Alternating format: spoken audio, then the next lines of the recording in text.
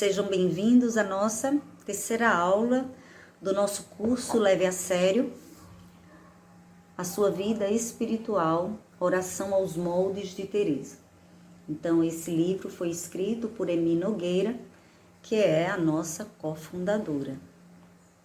Então, nós vimos que na aula passada, Santa Teresa vai falar sobre os graus de oração e vai falar sobre 4 maneiras de regarmos este jardim. Ela vai falar sobre que a maneira de a gente cultivar essa amizade é semelhante ao cultivo de um jardim.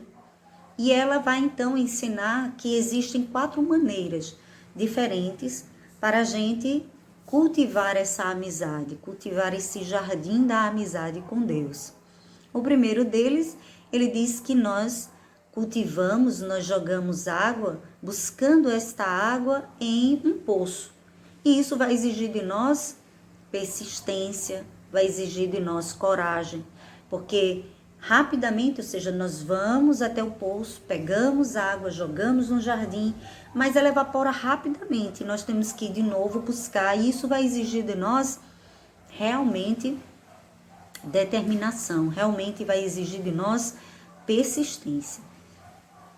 E ela vai dizer que quando Deus percebe que em nosso coração existe realmente o desejo sincero e verdadeiro de crescer nessa amizade, Ele então vai nos concedendo uma graça que é nos dar as roldanas. E as roldanas, na verdade, são tornos que facilitam pegar a água do poço, né? Então, se pega muito mais rápido, com muito menos esforço, e aí esse jardim é regado com mais abundância de água e com menos esforço de nossa parte do jardineiro, né? Que está fazendo o cultivo dessa amizade. E a terceira forma, ela vai dizer que é pela irrigação. E aí, fazendo a irrigação, a água já vem com abundância e o jardineiro, que somos nós, já praticamente nem fazemos tanto esforço. Então, nós já estamos na vida de oração, nós já entramos na nossa vida de oração sem mais tanto sacrifício, tanto esforço como era no início.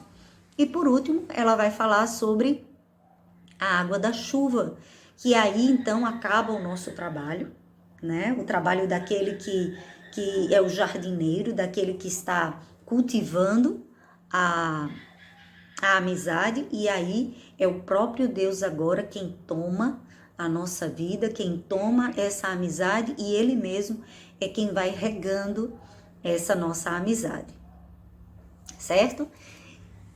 Então, pra gente, isso eu fiz um resumo apenas da aula passada, pra gente dar início à nossa aula.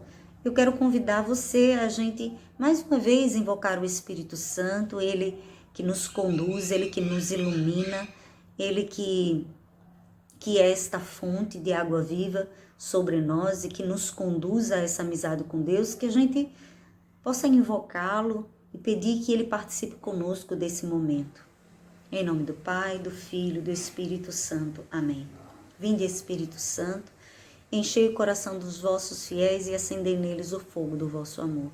Enviai, Senhor, o vosso Espírito, e tudo será criado, e renovareis a face da terra. Oremos.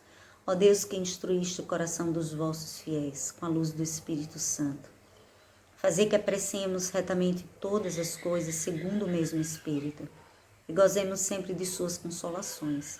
Por Cristo, Senhor nosso. Amém. Então, nós vimos os graus, né, descritos por Teresa, porém, nesta aula nós vamos tratar um pouco sobre o quanto é importante a gente lembrar que a vida de oração, ela não é uma sequência previsível. Então, diferente de graus que a gente vai completando na escola, então a gente passa da primeira para a segunda série, para a terceira, para a quarta. Santa Teresa, ela vai dizer que os graus de oração, eles não têm uma sequência previsível. Então, eu saí do primeiro, já vou para o segundo, ou eu vou para o terceiro. ela vai dizer e vai nos ensinar que alguns desses estágios de crescimento no relacionamento com o amigo divino podem durar segundos ou se estender durante muito tempo, se ele quiser. Então, eu posso ficar no primeiro grau apenas por alguns segundos, ou eu posso passar anos nele, ou eu posso passar alguns dias. Isso depende muito do próprio Deus que vai conduzindo essa nossa relação. Então, nem de longe é uma sequência previsível. Da mesma forma também que eu posso até estar crescendo na amizade com Deus e de repente eu deixo de fazer a minha oração. Então aí eu não fico ali, eu posso recuar. Então eu posso voltar àquela condição anterior. Por isso que a gente falava na aula passada, que nós precisávamos cultivar esta amizade por toda a nossa vida. Importante lembrar que nesses estágios de crescimento podem ou não existir consolações sensíveis. As consolações, elas não são indicadores dos estágios, dos graus de oração, mas são presentes de amor do amigo, para nos animar quando estamos fracos. E Santa Teresinha, ela vai chamar essas consolações de piscadelas de Jesus. Essas consolações, elas podem acontecer em momentos informais de oração e entre as atividades diárias da nossa vida, do nosso cotidiano. Interessante que, para exemplificar um pouco sobre essa consolação, né? Aconteceu comigo algumas vezes e vou relatar para vocês esse fato que aconteceu. Eu estava muito triste nesse dia, era um dia de domingo, e eu fui para a igreja com o coração muito entristecido. E eu não queria que nada me distraísse, então eu fui e fiquei nos primeiros bancos. E assim que eu cheguei, eu vi que existia uma mariposa que estava sobrevoando o altar, ou seja, naquela cúpula mais alta. Então ela sobrevoava bem alto. Mas eu estava muito triste naquele dia, então eu quis passar todo o momento da missa de olhos fechados. E eu participei com os olhos fechados, até que em um determinado momento eu senti no meu rosto um plef, alguma coisa grudando no meu rosto. E depois se soltou, e a pessoa que estava do meu lado disse: "Você viu que a mariposa, ela beijou o seu rosto?" E naquele momento eu senti esta consolação que Santa Teresa fala, né? Essa piscadela que Santa Teresinha falava. Então, uma consolação que era uma manifestação do amor de Deus para mim. Ele que estava atento e que via que naquele dia eu estava triste, né? Aquela foi a forma que eu compreendi que ele me consolou, porque eu senti naquele estar lá no meu rosto como se fosse o beijo de Deus, como se dissesse: eu estou aqui com você, eu estou vendo a sua tristeza. Então,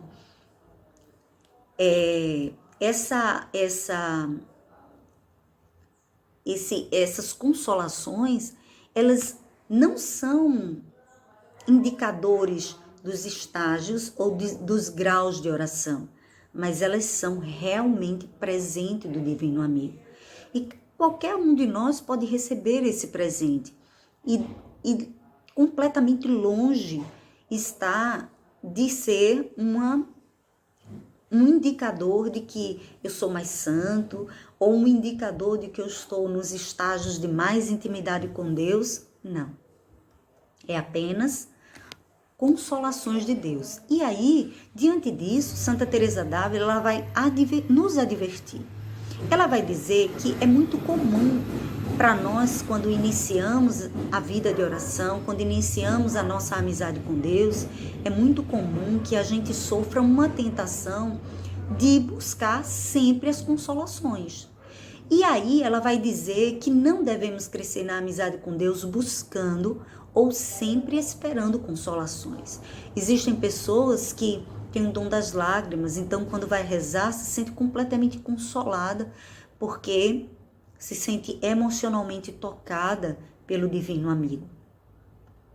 E a santa, ela vai nos advertir que nós sofremos as tentações de querer sempre consolações na ideia errada de pensar que se eu não recebi consolação, então Deus não está na minha oração, porque eu já não senti nada. Então eu nunca mais senti nada, então Deus não está comigo. Ou eu não me senti consolada por Deus em alguma circunstância do meu dia. E aí Teresa vai dizer que ela mesma, ela passou 18 anos em total secura, ou seja, ela passou 18 anos perseverando na oração, tendo esse relacionamento íntimo e amoroso com o Senhor, porém sem ser consolada. Ela não sentia essas consolações sensíveis, né? Mas nem por isso ela abandonou a amizade com Deus, né? Por meio da oração. Tais presentes, ela vai dizer que nos são dados pelo amigo quando é para o nosso maior bem. Não são provas de santidade ou de maior amizade com Deus. Nos enganamos se nós achamos que isto é prova de santidade ou de maior amizade com Deus. O que ela nos chama a atenção sobre isso é que cabe a nós cooperar e nos deixar modelar por Ele. Cabe a nós perseverar, seja com consolações ou sem consolações, mas perseverar nessa relação de amizade com Deus. E deixar que o próprio Deus, porque compete a Ele, escolher o caminho e a forma de nos conduzir a si, seja por meio de muitas consolações, ou sejam por meios de secura, como aconteceu com Teresa, que passou 18 anos em secura, sem consolação do Senhor.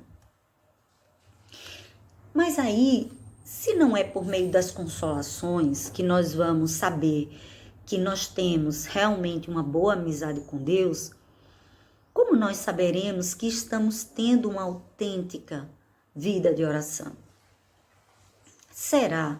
Nós sabemos que Santa Teresa, ela tinha muitos arroubamentos, né? Ela tinha êxtases.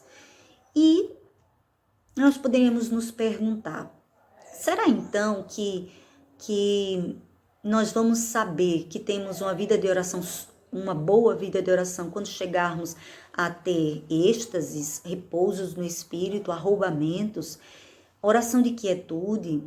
Será que nós vamos entender que vamos ter uma vida boa de oração quando eu for ministeriada em cura e curar muitas pessoas, ou então uma pregadora que converte multidões? Será que isto sim é o termômetro para que eu saiba que eu estou tendo uma boa vida de oração ou não? E Jesus, na verdade, é quem vai nos responder. Ele vai dizer que uma árvore boa, ela é conhecida pelos seus frutos. E da mesma forma, Santa Teresa vai dizer, uma oração boa, ela é reconhecida pelos seus frutos também.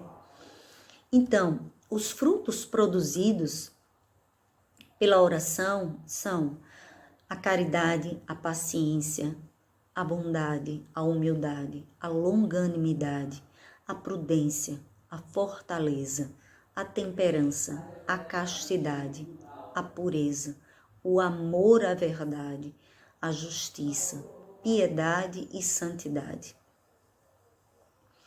Ou seja, os graus de oração que Santa Teresa vai nos falar, que ela está nos falando, se mede por seus efeitos na vida cotidiana do orante, ou seja, por seus efeitos na minha vida e na sua vida. Ela vai dizer que não há oração profunda pela metade, mas a amizade com Deus, ela permeia toda a nossa vida. e não somente durante o tempo que separamos para estar com o Senhor em nosso quarto e trancado, mas ela permeia toda a nossa vida.